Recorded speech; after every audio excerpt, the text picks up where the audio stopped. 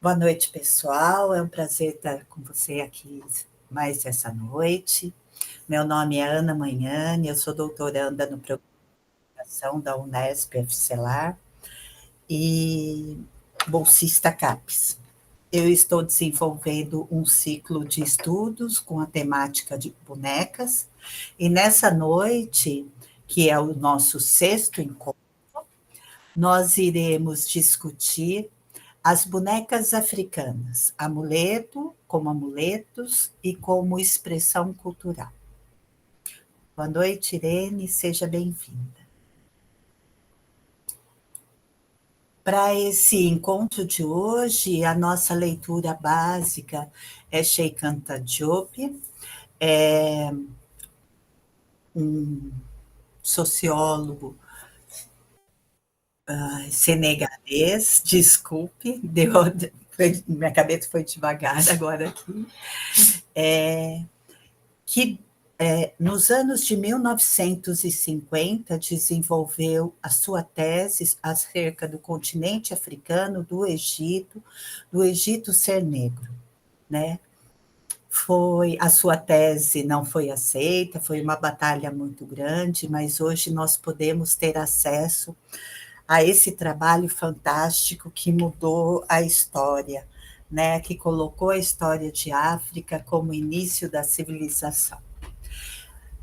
Através desse autor, nós vamos compreender que expressões culturais africanas, elas são extremamente profundas, complexas, e que elas têm as suas raízes num passado glorioso, incluindo a sua ascensão a partir do Egito e de outras grandes civilizações que existiam nessa época.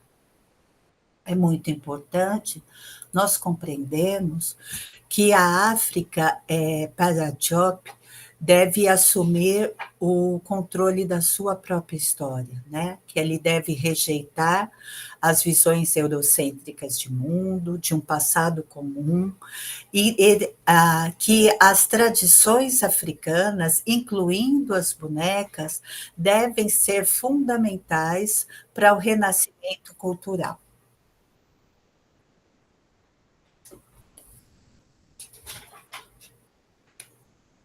Eu faço essa introdução a nosso encontro de hoje por compreender que é fundamental nós começarmos a nos posicionar. Bem-vinda, Bianca. A partir de onde nós estamos, então, falando sobre bonecas? A partir do continente africano.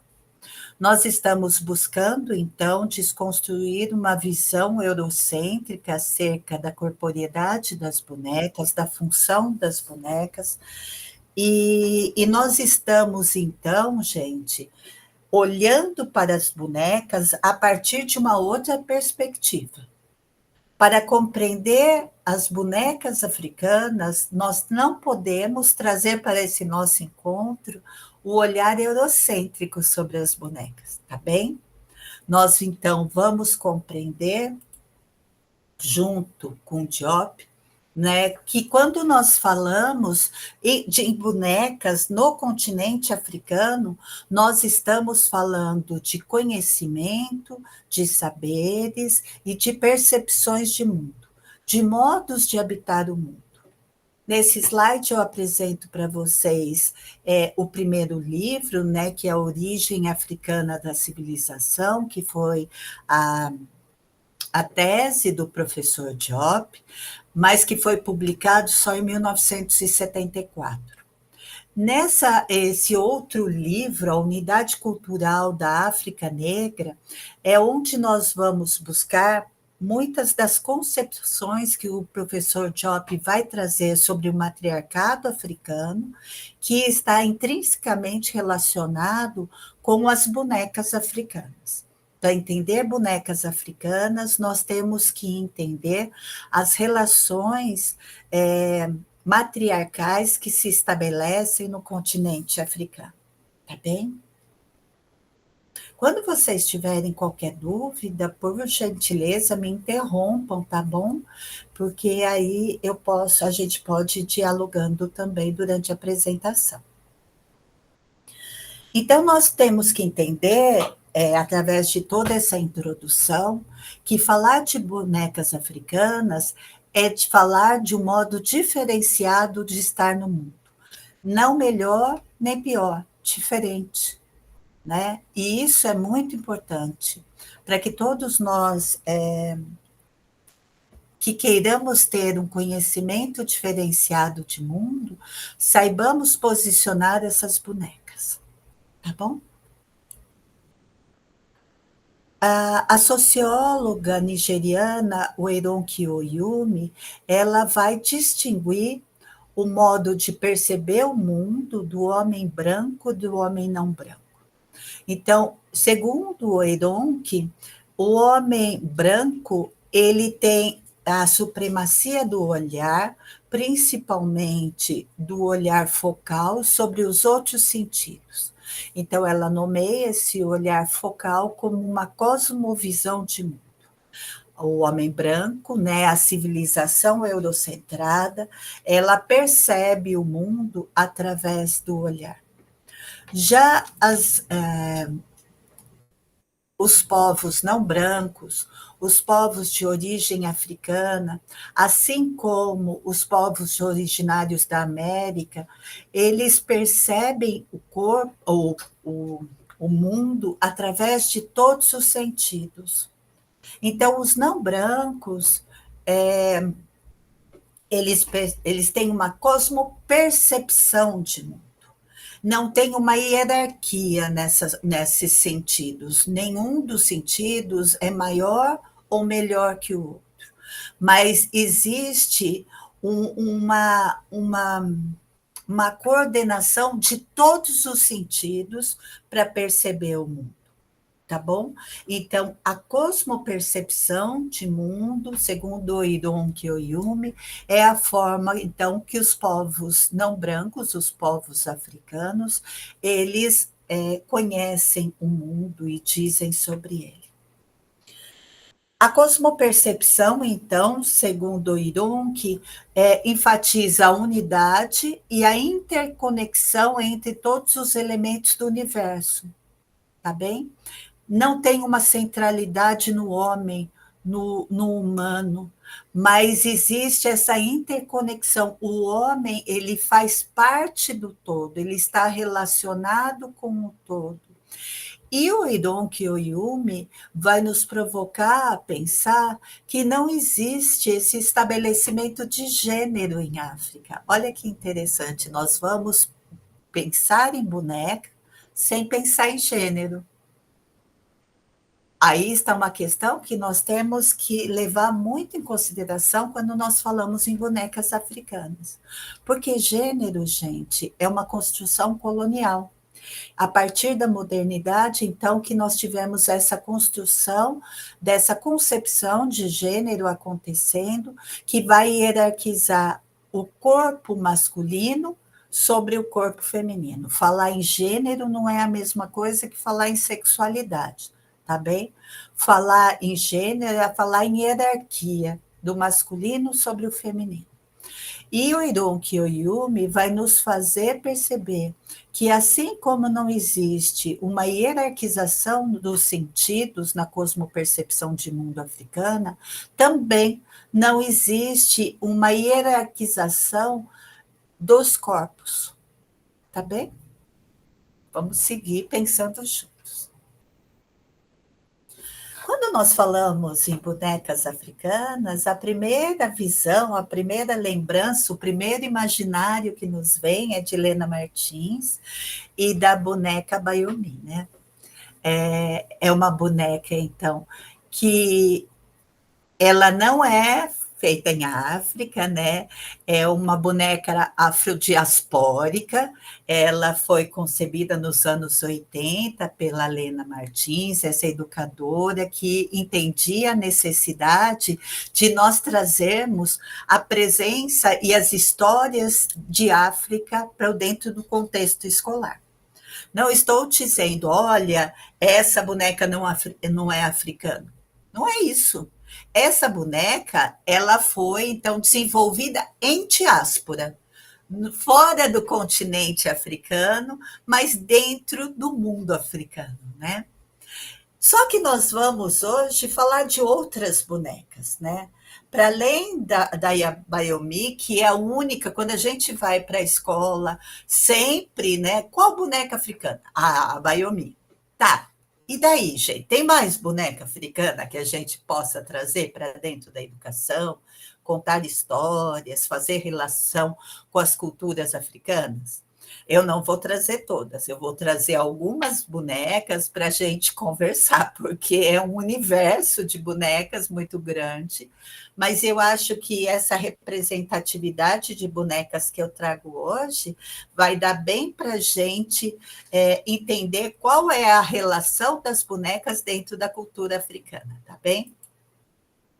Eu vou começar com as bonecas Aquaba. Eu espero que eu tenha falado certa a pronúncia, eu não sei direito. Essas bonecas, então, elas são bonecas Axante, né? Elas fazem parte da tradição Axante, de um subgrupo étnico chamado Akan, né? E que são povos originários de Gana, de Togo e Costa e Marfim. É muito importante sempre nós localizarmos as bonecas, né, dizermos de a quais povos elas pertencem, de onde vem essa construção cultural, tá? Lembrando sempre aos nossos interlocutores, sejam amigos, alunos, educantes, o que for, que nós estamos falando, então, do continente africano, de bonecas que vêm do continente africano, mas que têm as suas especificidades em cada povo, né? Então, por exemplo, essas bonecas Aquaba, elas são bonecas da fertilidade. Elas, então, ah, o povo Axante é um povo de cultura matrilinear, quer dizer que sempre o poder vai correr pela linhagem materna, né? E dentro dessa percepção de mundo achante, é muito desejoso que se nasçam mulheres, né? Que se nasçam filhas. Então, existe a cultura de se esculpir essas bonecas, e vocês vão ver que existem algumas especificidades na forma de fazê-las, mas que cada artista vai desenvolver a sua forma própria, né? Que são bonecas que as mulheres achantes, elas vão carregar sempre junto ao corpo. Então, é importante que essas bonecas tenham cabeça grande, porque quer dizer que vai ter uma grande inteligência.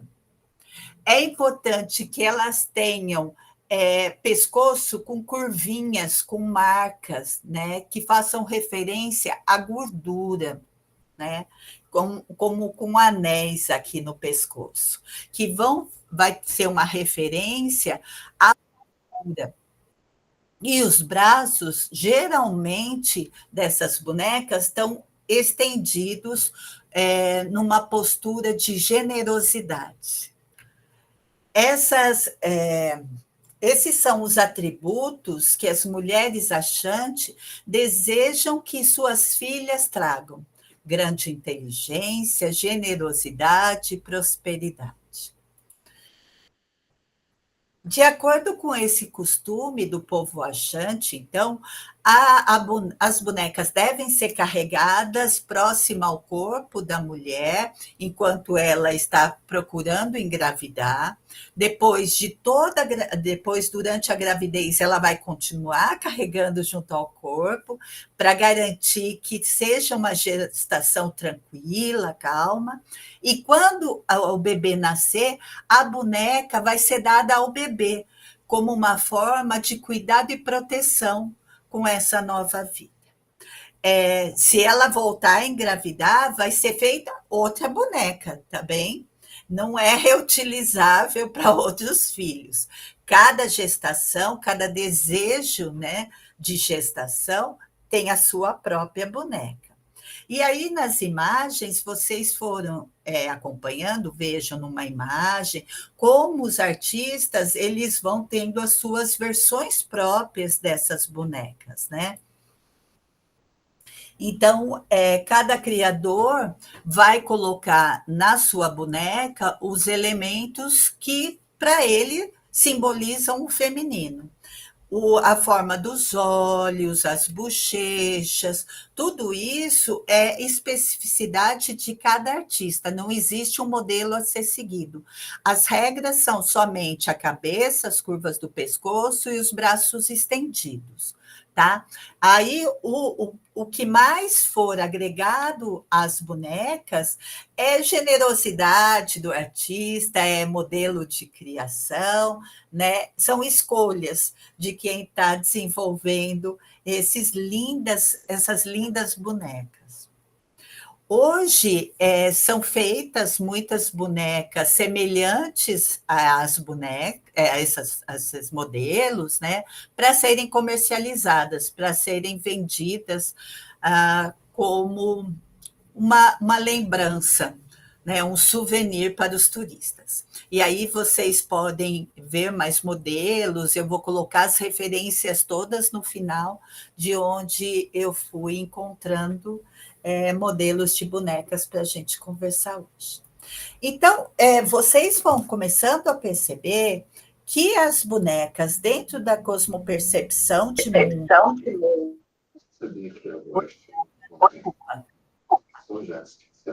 Bianca, quer falar alguma coisa? Ele era diretor financeiro da empresa. Bianca, teu microfone está aberto. Então, vocês vão percebendo, através desse primeiro modelo de boneca, né, que nós vimos, que existe uma relação com a natureza, com o corpo humano, uma relação da boneca com o cuidado, com a proteção e também com o desejo com o novo ser humano. Ela não é um objeto de consumo. Esse modelo de boneca é um modo de ser e estar no mundo. É a forma como eles desejam e representam o que é importante no mundo para eles. E aí, o professor Diop vai nos dizer que o matriarcado africano, para nós entendermos, então, o matriarcado, nós temos que entender que ele é completamente antagônico ao patriarcado e que o patriarcado europeu, ele tem uma íntima relação com a colonização. O patriarcado africano tem uma íntima relação com a colonização branca. Então, o matriarcado não é a mesma coisa que o domínio do patriarcado dentro do mundo colonial. Não é essa expressão do homem branco acima de todos, como aquele que controla, aquele que tem autoridade de vida e de morte, né? O matriarcado em África, ele tem uma outra possibilidade, ele é gestação de mundo. O matriarcado, e nós vimos nessa boneca, né, essa relação com essa gestação de mundo, com esse desejo de criação. Matriarcado é desejo de criação, não é desejo de controle. E quando nós falamos, então, do patriarcado em África, nós temos que compreender que ele se estabelece a partir da colonização branca. Não existia um modelo de patriarcado como foi desenvolvido pela modernidade em África antes da colonização, tá bem?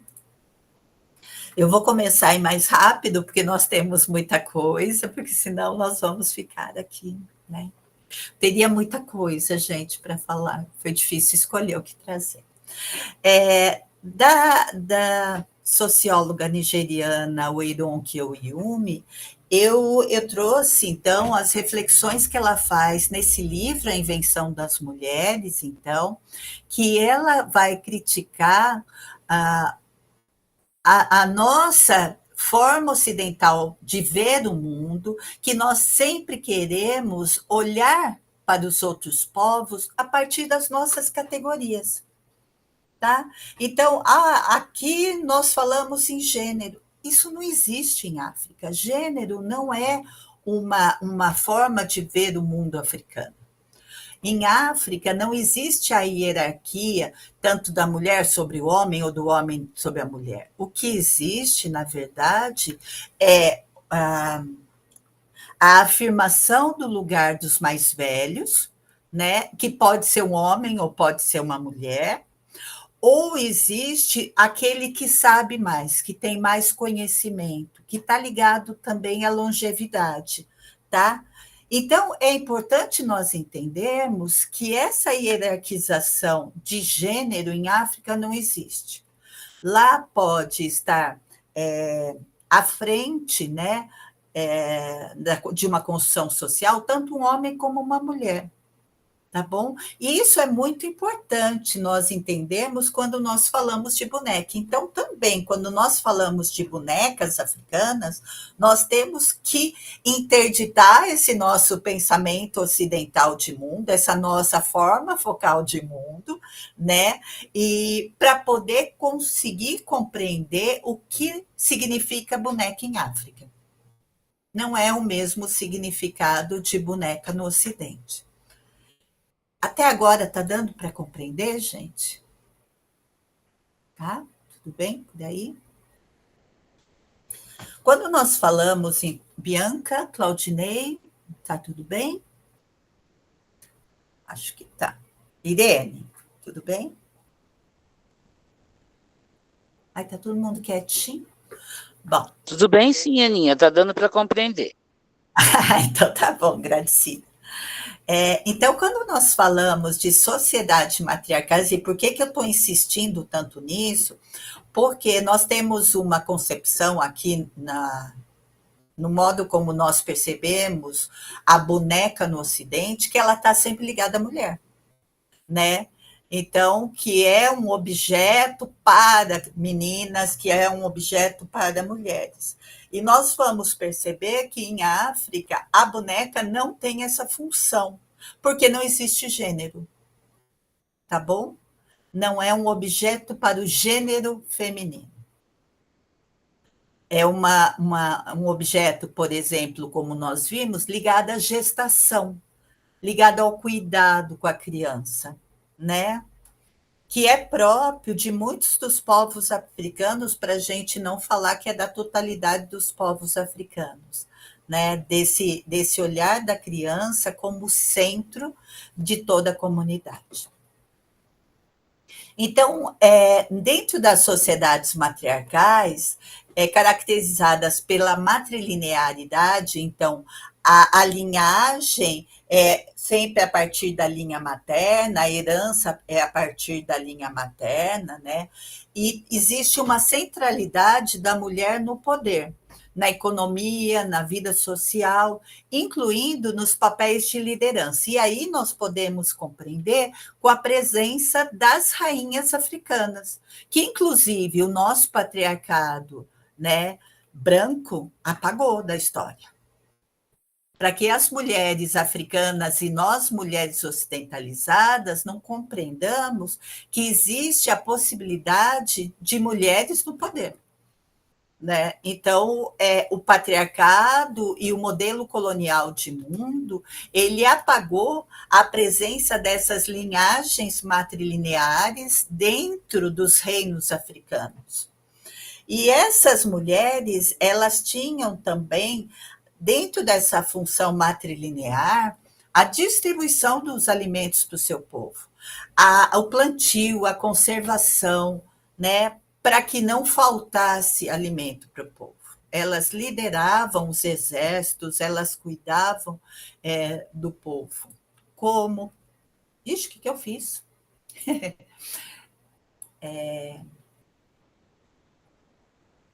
Ih, ficou rebelde o meu negócio aqui, peraí.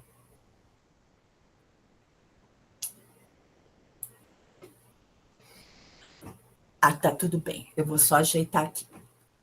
Então, é muito importante nós resgatarmos, quando nós falamos de bonecas africanas, resgatarmos essa presença da matrilinearidade, da matripotência africana. E aí, gente, é muito importante nós tirarmos a nossa percepção a partir do feminismo, do lugar da mulher, né? Porque ele está atrelado a gênero, né? E nós irmos para o mulherismo africano, que não está atrelado ao gênero, que é uma outra forma de ver o lugar da mulher na sociedade.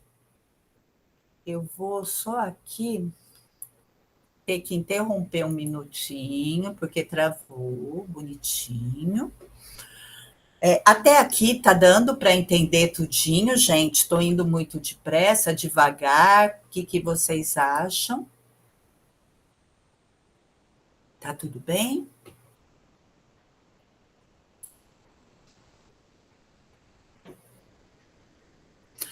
Bom, vamos lá, vamos continuar. Já que ninguém falou nada, continuamos, tá bem?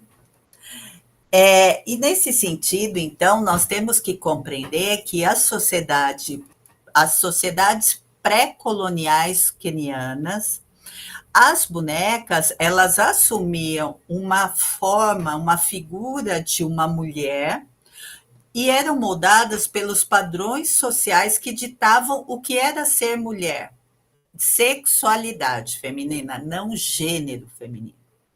Então, o que era um corpo de mulher visto como próspero, um corpo que tinha generosidade, que tinha inteligência, né? Então, a cabeça grande, o corpo mais um corpo mais que abundava, né? E também os braços abertos, generosos, acolhedores. As bonecas, então, elas tinham a função sempre de ligada primeiro à gestação e depois se transformavam em brinquedos para as crianças. Era sempre essa trajetória que as bonecas tinham, essas bonecas quenianas tinham, tá? Porque ensinavam às meninas, às futuras mulheres, que elas eram responsáveis pela sobrevivência da comunidade. Por isso que elas também desejavam o nascimento de meninas, né? Para que a comunidade não diminuísse, não morresse, né? Que existisse sempre a prosperidade e a sobrevivência da comunidade. E aí eu vou compartilhar com vocês um texto muito interessante que eu achei sobre o papel da boneca dentro do contexto queniano. É um texto muito lindo e que essa autora... Olha, eu vou ter que, de novo, interromper. Ai, ai. Quando esse trem se rebela, é danado da conta. É muito importante a gente compreender, então, que existe, então, esse desejo de continuidade através do ventre feminino, né? E aí, gente, eu estou ficando chateada com esse slide já, mas tudo bem. Estou aprendendo com a minha neta, que ela olha para mim e fala, tudo bem, vovó, tá tudo bem. Então, tá tudo bem. Nós não vamos, então, ver de forma ampliada, vocês me perdoem, mas nós vamos ter que ver aqui com esse barradinho de slide para não ter que ficar tirando a todo momento. Tá dando para ver? Ou tá muito pequeno? Dá para vocês verem? Nádia? Tá. Então, tá, vamos lá. Então, as bonecas no Quênia, elas eram chamadas de Turkana, né? E elas eram próprias do povo queniano, do norte do Quênia, e como esse povoado era muito difícil o acesso, ainda hoje é possível nos encontrarmos com essas bonecas, tá? Esse isolamento dessa comunidade proporcionou a permanência dessa tradição de bonecas. Existem 2 modelos dessa boneca turcana, né? Um que é feito, olha, eu vou mostrar primeiro a boneca turcana Engol, que ela é feita a partir da semente de uma árvore e que ela pode ter 2 formatos, né? E aí, olha, nós vamos ver que a boneca turcana Engol é feita da semente dessa palmeira, cujas nozes são trilobadas, então elas são 3 glóbulos, né, que dão a origem à criação dessa boneca. Elas que são normalmente interpretadas como um símbolo fálico, elas se transformam em um elemento para dizer do feminino, quando elas são adornadas, então, com contas, com cabelos, pedaços de pele, com aventais. Em alguma dessas bonecas é possível até a gente ver o couro ele imitar o cabelo e as contas serem embutidas para fazerem a vez dos olhos. Né? Então, nós podemos ver que são 2 modelos, que uma pode ser feita somente com contas, adornada com contas, e a outra boneca que ela é um pouco mais simples, não, ela é diferente e que ela vai ter cabelo, que ela vai ter um avental, tá bem? Então, essa é a boneca turcana do norte da Nigéria. Nossa, deu um branco aqui, gente, me perdoe. Do povo, a boneca do Quênia, me perdoe. Então, a boneca turcana Engol, ela tem esse modelo, mas também nós podemos encontrar a boneca turcana Ikuku, que ela já é feita a partir da modelagem de esculpir um pedaço único de madeira, né, sem nenhuma colagem, sem nenhum adereço, sem nada disso.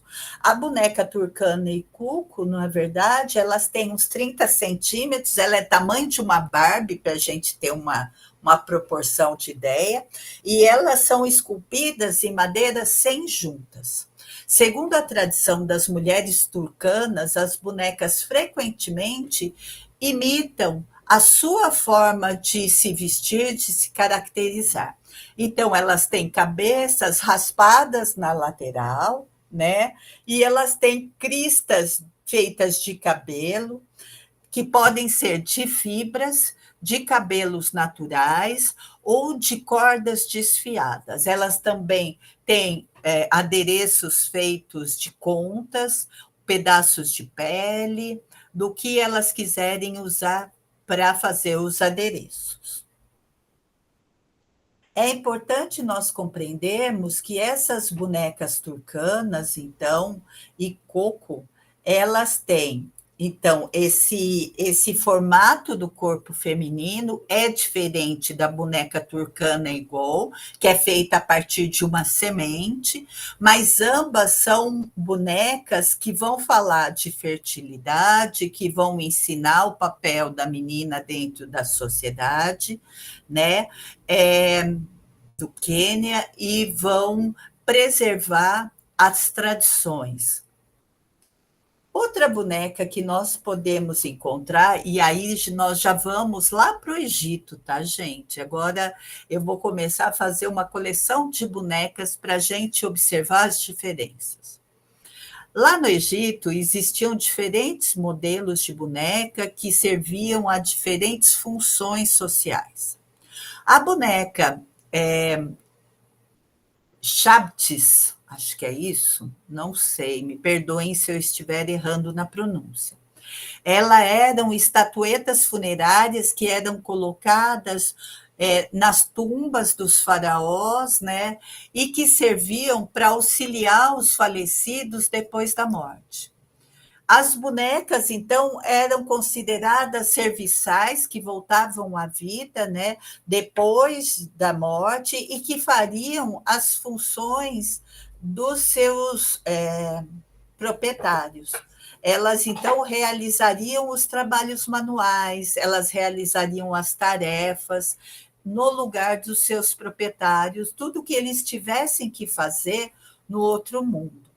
E aí é importante a gente saber também que quanto mais rico fosse esse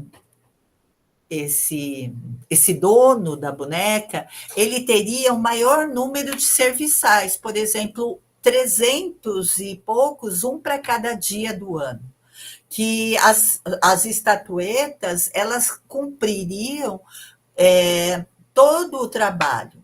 E aí nós vamos falar que as bonecas, dentro desse contexto egípcio pós-morte, elas vão ter também a função de ser um trabalhador, né? Nem depois da morte, esses grandes membros da sociedade teriam trabalho.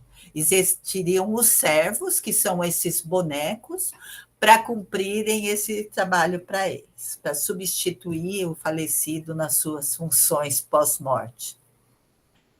Mais tarde, os chaptis também eram divididos em dois grupos. Eles passaram a fazer dois grupos de trabalhadores, um para cada dia do ano, e os supervisores, aqueles que a cada 10 grupos de trabalhadores iria supervisionar o trabalho desses trabalhadores.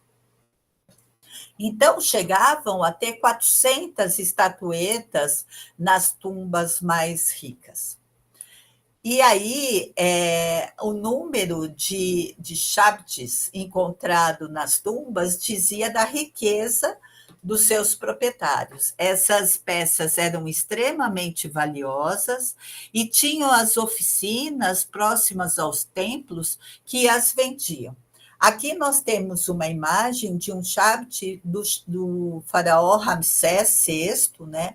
Então, você vê que alguns desses bonecos trabalhadores eram feitos à imagem dos faraós. Outros que não eram, que eram pessoas menores, né, que não um faraó, eles tinham esses outros modelos de boneca que eram mais genéricos, tá? Que mostravam também a riqueza, mas não a opulência dos grandes faraós.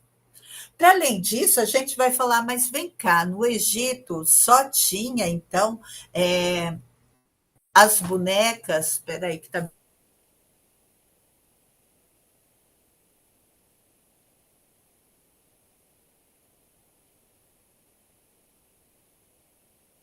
Dá um medo quando acontece isso, né?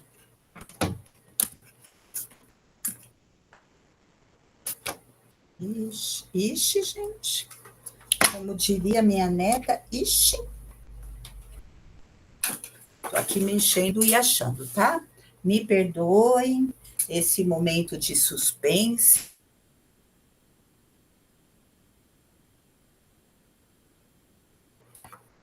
Acho que foi agora. Vamos lá. Então, para além desses bonecos que eram servos, que serviam, então, os falecidos pós-morte, nós temos, então, a linha de bonecas que eram consideradas os brinquedos das crianças. E aí existem inúmeros artefatos que foram encontrados em tumbas egípcias, né, que demonstram bonecos que eram feitos de pano e que eram utilizados em brincadeiras, tá bem? Aqui nós temos um modelo de um boneco que foi feito em linho e recheado com trapos e papiro. eles também eram enfeitados com ornamento, e sabia-se que eles eram enfeitados porque tem pequenos enfeites na cabecinha do boneco. Para além disso, nós temos um outro modelo de boneca, né, que foi encontrada numa tumba, que é essa boneca também egípcia, do período de 350 a 360 antes de Cristo, né? Que é feito, o cabelo dela é feito de cabelo humano. Também ela é feita em linho e tem o recheio de papiro. Além disso, nós vamos encontrar referências de bonecas no Antigo Egito que eram fabricadas pelas próprias crianças em madeira ou em argila, em pedra, em tecido ou em barbante. Elas eram muito menos elaboradas do que as feitas pelos artesãos, mas indica que existia esse processo também durante a infância de confeccionar suas próprias bonecas. Existiam, então, as bonecas feitas pelas crianças e as bonecas feitas pelos artesãos, que aí eram bonecas mais elaboradas, que eram consumidas pela elite da época. Além disso, então, nós vamos compreender que existia toda uma relação, e existe em África, da boneca com a forma como é construída a concepção da sociedade, mas o que nos importa compreender muito aqui é que ela tinha uma função cultural, uma função de transmissão de saberes, de transmissão de conhecimentos, de tradição. Né? As bonecas africanas, dentro desse contexto de cosmopercepção de mundo, elas diziam do matriarcado, elas diziam das relações com o universo, né?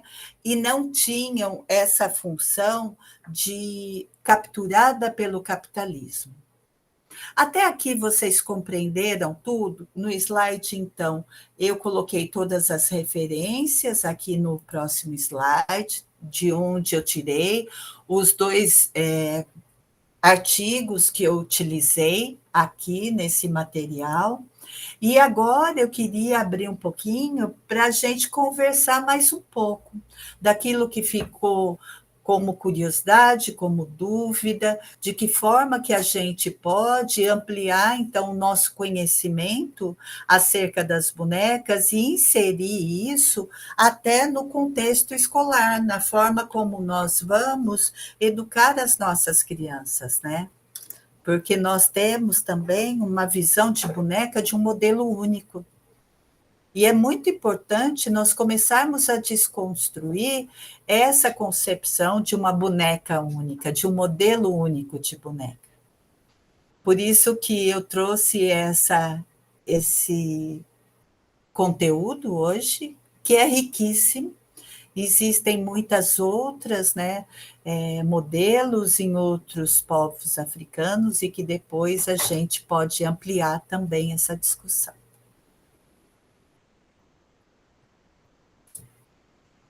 Tudo bem até aqui?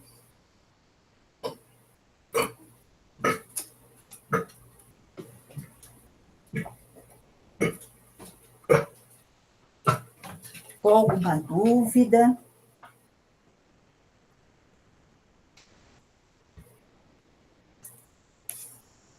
Ana, boa noite.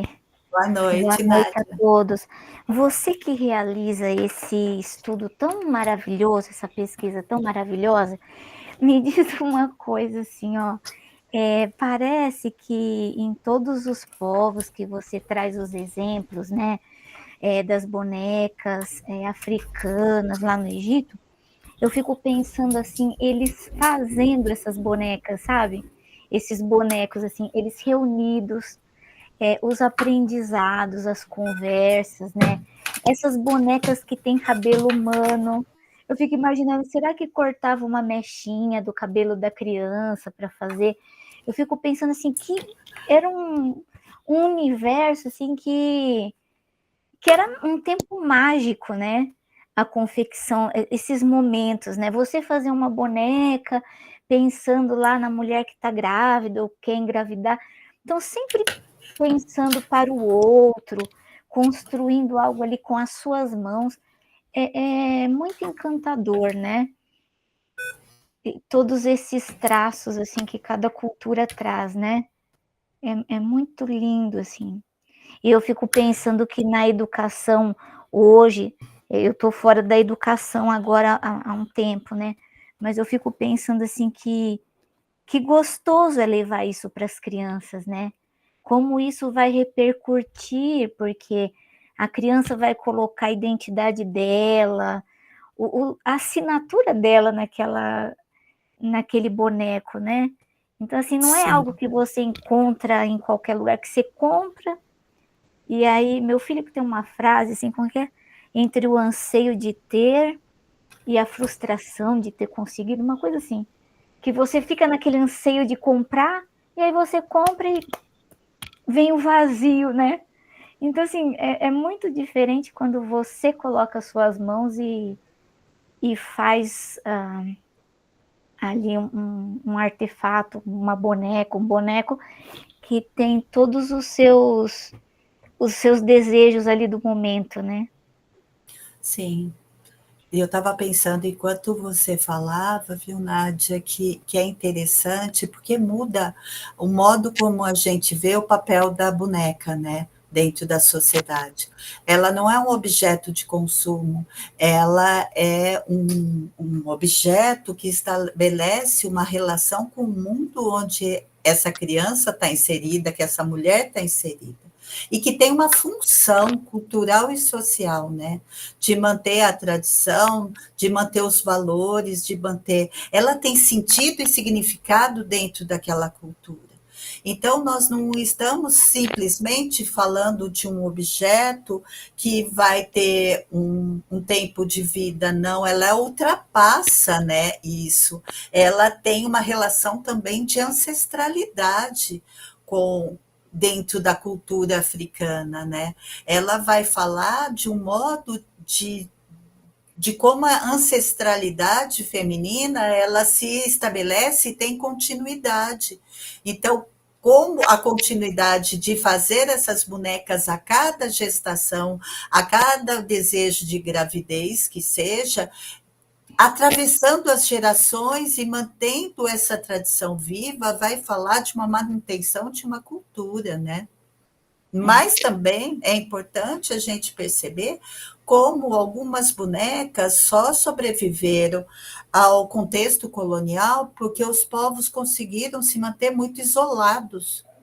Porque a partir do momento que avançaram as bonecas brancas dentro do continente europeu, começou a surgir, isso eu não trouxe para essa discussão, devia ter colocado, começou a causar uma, um confronto de identidades dentro da relação de cada uma desses povos. Então, as meninas que começaram a receber as bonecas brancas, elas queriam mais, ao mesmo tempo, alcançar um ideal de beleza expresso na boneca, porque a boneca branca, eurocêntrica, ela traz um padrão de beleza estabelecido. É isso que a boneca eurocêntrica tem como função, né? Trazer o padrão de beleza feminino ou falar da função social da mulher dentro da sociedade, como a boneca Melinha que vai ensinar a criança a passar roupa, né? Já quando essas meninas africanas começam a receber essas bonecas brancas, elas se dividem entre o desejo de querer alcançar aquilo que o colonizador está oferecendo como um ideal de beleza para elas, ao mesmo tempo, elas confrontam com o desejo de querer manter a cultura viva, a cultura e a tradição. Mas veja que são dois modelos de boneca completamente diferentes, com funções completamente diferentes. E eu começo a imaginar também a luta que se estabelece dentro dessas meninas. E se esse confronto, né, porque a gente percebe que em muitos povos houve o apagamento dessas bonecas que são típicas da cultura, como isso foi prejudicial, sabe?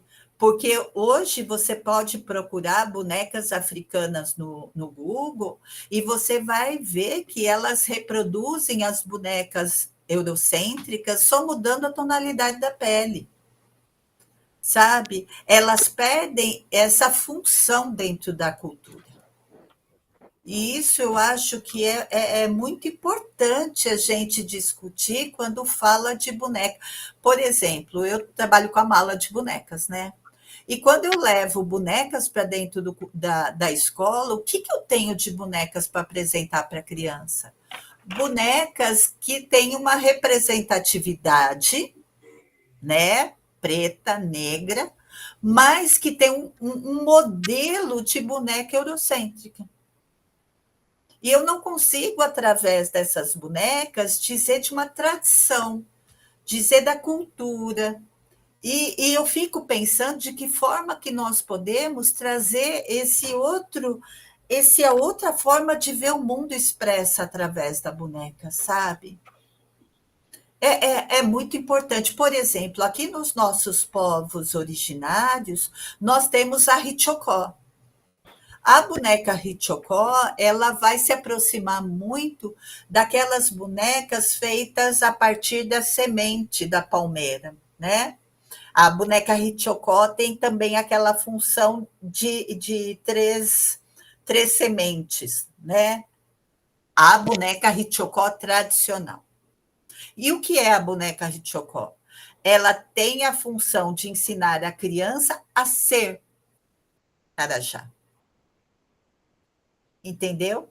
Essas bonecas africanas, dentro do contexto de cada uma das culturas, têm a função de ensinar as crianças a serem, a estar sendo aquela cultura.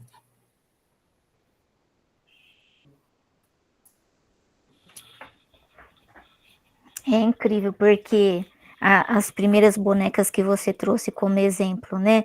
A cabeça grande, o corpo opulento, e quando a gente vê essas bonecas Barbie, como que eu vou me colocar no exemplo, 1,5 m de altura, morena, vou me enquadrar num padrão Barbie de ser. Aí a gente vê as pessoas, as mulheres consumindo assim verdadeiras mutilações, né? Fazendo bichectomia no rosto para afinar rosto, causando assim até pode acontecer problemas futuros com isso, né? E ao invés de valorizar essas questões ali da etnia, do grupo étnico deles, e a gente não vê isso acontecendo mesmo. É muito difícil. Se a gente pensar, por exemplo, na Bayomi, né, ela é uma tentativa maravilhosa de trazer uma boneca que relate um pouquinho que seja da cultura africana, né, do desejo de cuidado e proteção. E agora eu estou aqui lembrando de um texto que eu li há algum tempo, que chama A Criança Sol.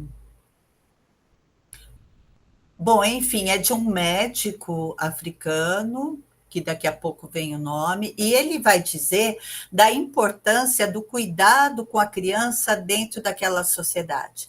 Que a criança, dentro dessa sociedade africana, ela é considerada o sol da sociedade. E para ser membro dessa sociedade, todo mundo tem que cuidar da criança. Então, eu vou ter que passar na minha adolescência, seja homem ou mulher, indistinto, porque não existe gênero, eu vou ter que passar o meu período de cuidar de crianças, sob a supervisão dos mais velhos. Porque aqueles que já casaram, que têm filhos, eles precisam de quem cuide das crianças enquanto eles vão para a lavoura, enquanto eles vão para o trabalho, para o que quer que seja. Então, essa função, essa parte da formação de ser membro da comunidade, passa por cuidar da criança. E isso tem relação com a boneca. Para eu aprender a ser, eu tenho que manusear essa boneca que traz a cultura inserida nela. Ela já tem a história nela, ela já tem a tradição nela inserida. Ela não é uma criação de fora. Entendem o que eu estou falando? Quando a Chimamanda Adichie vai falar de uma cultura única, é o que nós acabamos fazendo com as bonecas que nós oferecemos para as nossas crianças. Nós estamos querendo levar uma representatividade, e isso é um conflito que eu tenho vivido, né? De que forma fazer isso? Utilizando Barbies. Porque uma Barbie, mesmo sendo uma Barbie preta, nunca vai trazer inserido nela a cultura, a tradição, o ser dentro dela. Ela já traz um formato eurocêntrico de mundo. Então, como as crianças me dizem, ela é amiga da Barbie, ela nunca vai ser a Barbie. Entende? E aí continua mantendo o desejo da criança preta, da criança negra, de alcançar a identidade branca. Porque nós não estamos ensinando para elas o que é ser queniano, o que é ser assante, o que é ser, entendeu? Nós estamos apresentando uma representatividade. Ó, legal, o teu corpo é legal, o teu cabelo é legal. Isso é importante, muito. Mas nessas bonecas a gente não consegue trabalhar a tradição e cultura. Está fazendo sentido, Irene, Bianca, Claudinei, que vocês estão quietinhos aí de câmera fechada? Porque com essa pequena explanação de hoje, eu estou trazendo para vocês uma inquietação que tem me atravessado enquanto educadora, né? Uma busca por como trazer para o contexto das bonecas, de um acervo de bonecas, bonecas que não falam da cultura e que não têm uma estética ocidentalizada. Porque, veja, nós adultos, observando bonecas confeccionadas dentro das culturas africanas. E para nós faz sentido, porque nós temos toda uma formação cultural que vai valorizar essas bonecas. Agora, como ensinar as crianças sobre a importância do resgate da cultura, da tradição, em bonecas que não trazem uma estética ocidentalizada?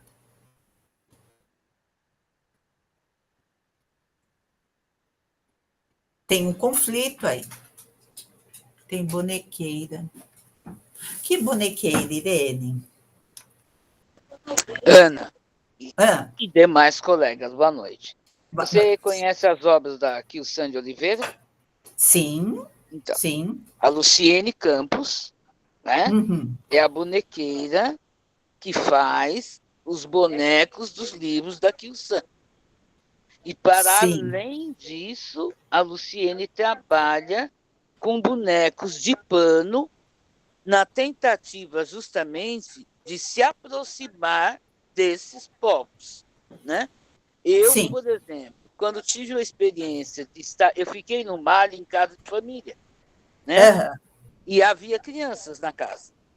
E as crianças confeccionavam bonecos. Então, com gravetos, com tecidos, e aí elas traziam nomes bambarás para esses bonecos. E, ao mesmo tempo, estava passando novela da Globo, ela tinha também, entendeu? As bonecas ocidentalizadas. Mas eu percebia, por exemplo, que a avó determinava os horários em que ela brincava com o contexto ocidental e o contexto africano. Havia uma dialogicidade, né? E no final da tarde, acho que 3 vezes por semana, tinha uma espécie de cerimônia do chá. Então, as mulheres chegavam, porque a avó dessa menina, por exemplo, era Olives, né? Elas chegavam do trabalho, das atividades, se reuniam no quintal e preparavam um chá de ervas. E aí me chamou muita atenção, porque a primeira jarra de chá era muito forte. E só sentavam e só tomavam as idosas da comunidade. Então, elas diziam que era para aumentar a sabedoria. E, por exemplo, a quinta jarra parecia, com todo respeito, água de batata. E quem é que tomava? As crianças. E quem conversava com as crianças? As mais velhas. E elas sempre traziam, por exemplo, estatuetas dessas bonecas mais velhas conversando com as crianças, né? E aí, assim, eu conheço a Andréa Cândido, a Luciene Campos e algumas bonequeiras que estão tentando, de alguma forma, trazer para esse nosso universo ocidentalizado um pouco desses traços, né? Então, você, por exemplo, que tem aí a sua mala, de repente, eu acredito que você tenha, né, a Baiomi da Lena, mas ao contar o contexto da Baiomi, é possível também você trazer um pouco desses outros contextos, principalmente se a sua Baiomi, por exemplo, tiver tecido africano. Eu, por exemplo, houve uma temporada que eu faço também contação de história. O que eu tinha? Pedaço de tecido malinense, pedaço de tecido senegalês, pedaço de tecido queniano. E eu vestia a minha Abayomi, e aí eu ia falando, principalmente dessa comunidade que você trouxe aí do norte do Quênia, não é? E aí eu contava para as crianças, né? Essa Bayomi foi viajar, daí ela foi lá para tal lugar, encontrou uma amiguinha, fulana de tal. Então, fazer talvez uma possibilidade da gente aproximar, né, esse outro contexto, né? E eu lembro também da minha mãe contar que a bisavó dela ensinava elas a fazerem bonecas com uma palha específica que tinha na região onde elas moravam, em Minas. E a minha mãe disse que em determinadas épocas do ano, a bisavó dela ficava no milhar a horas e falava uma linguagem que elas não entendiam, né? Depois, mais tarde, eu soube que a bisavó dela foi escravizada e, assim, a linguagem que ela falava eram alguns termos africanos mesmo, né? Mas, assim, então, de repente, seria essa possibilidade. Obrigada, acho que falei muito. Passa a palavra. Não, Irene, que maravilha. Nossa, você contribuiu muito, muito. Que lindo, muito agradecida. É isso, a gente está construindo possibilidades juntas, né? Claudinei, e para você, fez sentido o nosso encontro de hoje?